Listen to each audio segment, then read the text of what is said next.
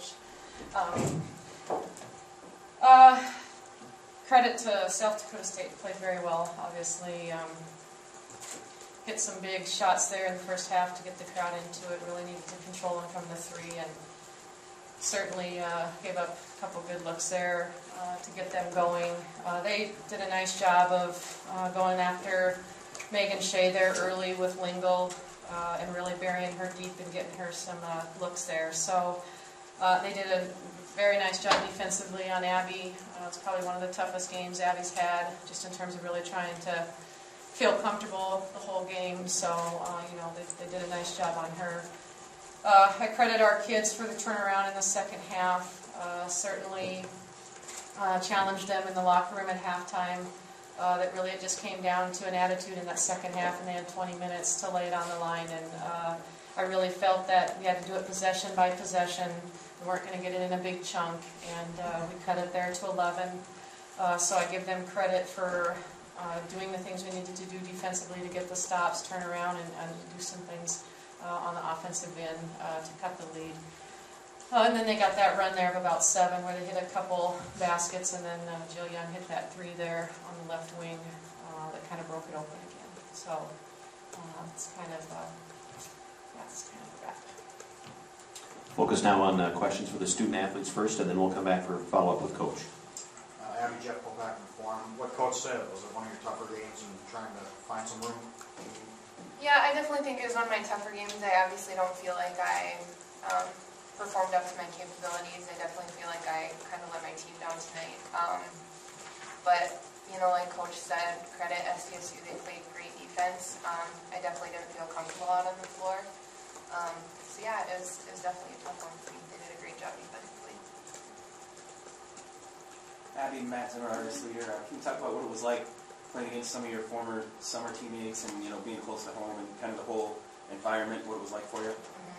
Well, it's always nice for me to get close to home, just being able to have all my family and friends and everything come here. I just really feel, you know, I feel a lot of support in Fargo too, but there's something about coming close to home that just really feels great. And obviously playing against some of my old teammates, you know, as much as I love them when we step on the court, it's definitely competitive.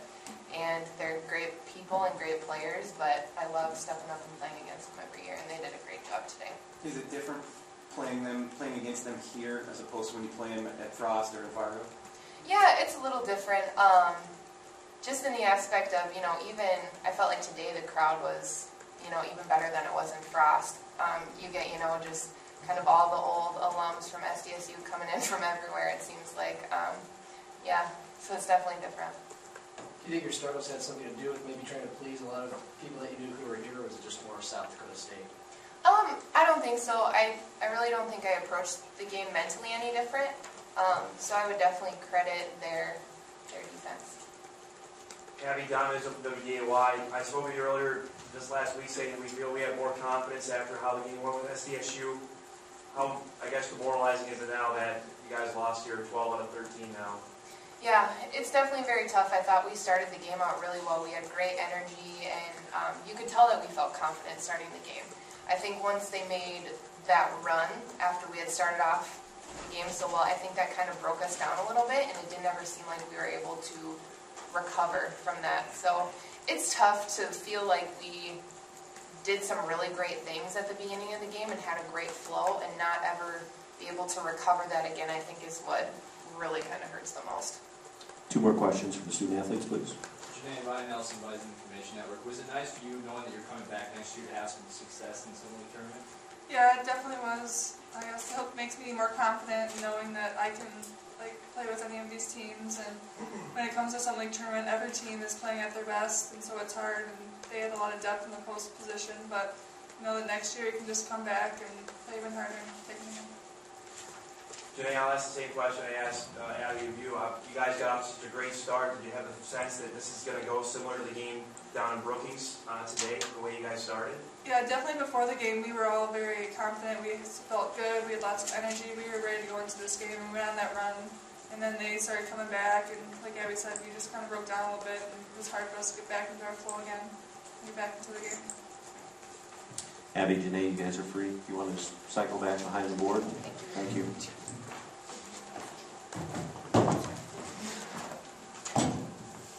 Now we'll go to follow-up questions for Coach DeHoff. Josh Swanson, Bison Illustrated. Coach, what was the big difference after you guys got off to that fast start and then they kind of got going and you guys weren't able to recover? Critical turnovers that resulted in 15 points for them, especially the last 5 minutes of the half. We went into about a 7-minute drought, scoring-wise too, and that's kind of been our Achilles heel for the most part this year. When teams have really made some runs on us, we've really gotten ourselves into some droughts. John Gaskins, KWSN Radio. Jacks are 7-0 playing in the Summit League tournament here, and now that you've played them actually in the tournament in this arena, do you notice anything differently or even just heightened of what they do and how they feed off the crowd? What was the difference in the crowd and how they perform here? I'd have to agree with Abby that the crowd certainly felt more electric here than at Frost Arena.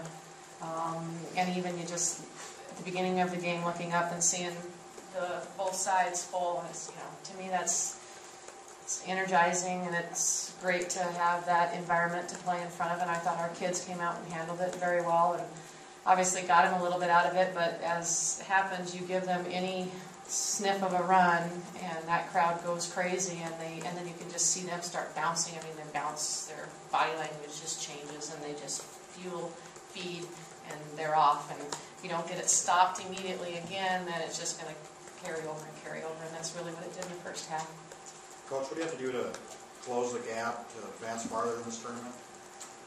We got to create some depth. Obviously, injuries got us there. Janae had a very nice game. I thought our kids did a great job. She had a long film lesson on Monday, and much of it was her positioning at the post, and thought she did a great job of really burying and getting off, creating some separation. But she talked about the depth at the post, and right now, as you can see, that's probably our biggest Achilles right now too, is the depth in our post, and we've got a couple injuries from some of our young kids that came in. So that's really the biggest thing, is our depth. Coach Casey, realizing this has been such an emotional year for you guys, with things happening, and of course, and then having this experience of playing in this kind of crowd, this environment. How much can you take from this, though, experience-wise, from all the things this team's been through this year? Pretty much what we told them at the end of the game is just really, it comes down to the character of our kids and what they've developed over the course of the year. And certainly through the 3 years that we've had Whitney and Megan Shea with us, our 2 seniors that will no longer suit up for us, that are moving in a different direction in their life.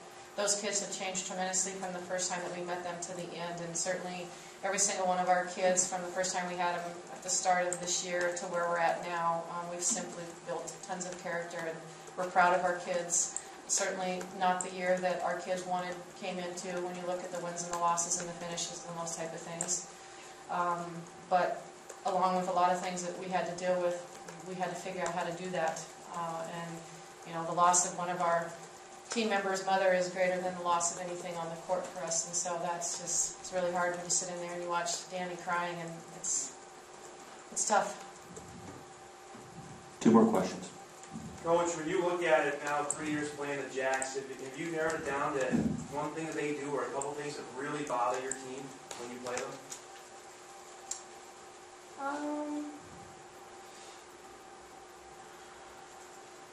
I think for them, they get on to a run.